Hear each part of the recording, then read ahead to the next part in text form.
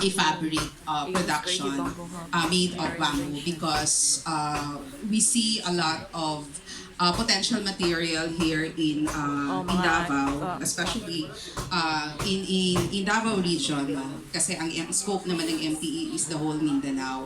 But we're happy because really the support of DTI Regional Office, no, is with the Mindanao Trade Expo. So we're happy, we're excited, and we are here for work. Thank you very much.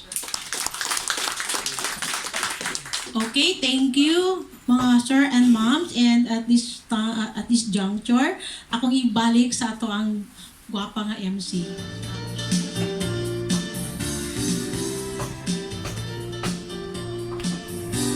Thank you, Ma'am Lolit. As we approach the conclusion of today's event, we would like to invite Honorable Renz Alan S. Lacorte, Chairman on Committee on Energy, Trade and Industry, to deliver the closing remarks. Thank you so much, ma'am. Murag gutom na, no? Hapit na alas 12. Bitaw, earlier, I wasn't able to come here very early. I was supposed to get up and then go here na. But, nakitabo nga total shutdown sa power nato. So, we had to troubleshoot it with the mayor. And eventually, I came here. First and foremost, my respect to the leadership of the local government of Alan Garden City of Samal. Let's give a round of applause to our visionary mayor, Mayor Alda Victorious Uy, duly represented by Sir Nino Valera, who will soon to be making names in the whole of Davao del Norte. Okay. And of course, my counterparts in the Sangguniang Panglungsod, very well delivered remarks from the executive assistant to the vice mayor, Sir Inting, representing our vice mayor, who just had his birthday yesterday. Give a round of applause to Honorable Emil Tovar Reyes. In the many times in the Sanggunian, we were able to talk with the proponents and all the project implementers. We were all briefed about this project.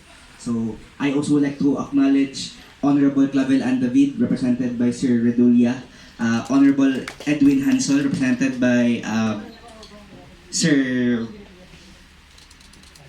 Dandy, no? And of course, our local government counterparts as well from the different cities, offices. And of course, our IPMR representing Dato Ngap, no? So thank you very much. My closing statement is really, I'm very, very happy with the punong barangay here, Barangay Tambo, Kapitan Junel Montes. Ako, taga Tambo ko. Nagdako po ko diri sa Tambo. O diri pa sa una, papa na ko ang kapitan. Diri ni mga to. Gisupport yun naman Monfort. Sa una, batanon pa sila Kuya Junel. Sila ang mag-organize sa mga bat festival diri, bat run, bisang unsa pa na mga activities. So there is really also that sense of ownership from my own perspective as a young leader who became a leader as well of the whole Island Garden City of Samal with this initiative. And that was, I'm very happy that I was assigned as Committee on Trade and Industry because in my many engagement with the DTI, Sir Romeo, karon ko na chakra ko from PD to RD na. So I'm also very happy na nahitabo siya. So with the DTI, when all the partners, I'm from Ateneo, but I can really say that Mapua is also doing a lot of work in the Davao region. Wala man mi nag-away dira nga part, but magaling, no? We really need more think tanks in the government helping us because data is very important. That's why there's resource mapping so that we will know where do we go, saan tayo papasok, at saan tayo patungo, no? As a project. So, tama tong gingon earlier, dili lang di dapat project lang. There has to be tangible results because results-driven projects would really yield to social change and reforms on the ground. So kailangan makinabang ang grassroots, makinabang ang mga tao sa Samal. And to all the people behind this, the CITO, Ma'am Bing, Ma'am Lolit, and all the girls, pretty girls and boys in CITO, in the Investment and Tourism Office, with the mayor, with everyone on board, we can move forward for a better, greener, and more sustainable Island Garden City of Samal. Mabuhay po tayong lahat. Mabuhay ang Island Garden City of Samal.